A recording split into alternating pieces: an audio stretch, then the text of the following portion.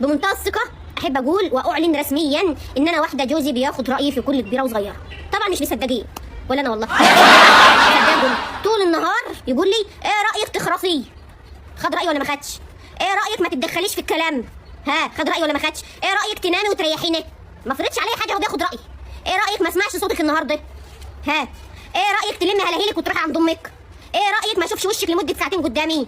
ايه رايك ما اشوفش رقمك على التليفون النهارده؟ شايفين الديمقراطيه؟ مش زيكم مقموعين مقهورين مالكوش كلمه. قال لي ايه؟ قال لي ايه رايك؟ ايه رايك؟ ايه رايك تعملي اللي قلت لك عليه بدل ما اخليها سنه سودا على دماغك؟ ها خيرني اهو، يعمل اللي قال لي عليه خلاها سنه سودا على دماغي، يعني بيخيرني عشان يسهل على الموضوع، مش كمان يعني مش بياخد رايي بس، لا ده كمان بيخيرني. يعني امبارح مثلا كنت شطانه في شنطه ثمنها 700 جنيه، قال لي ايه رايك تاخديها وتقعدي عند امك للعيد الكبير؟ ايه رايك؟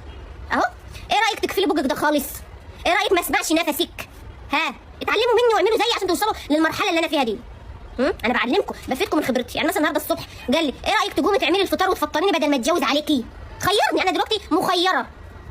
ايه رايك تعملي السمك مقلي ولا مش هاكل وهرزع الصينيه على دماغك؟ عشان طبعا كنت عايزه اشوي بره واستسهل. بياخد رايي وبيخيرني. فاتمنى ان انتوا تعملوا كده عشان توصلوا للمرحله اللي انا فيها دي.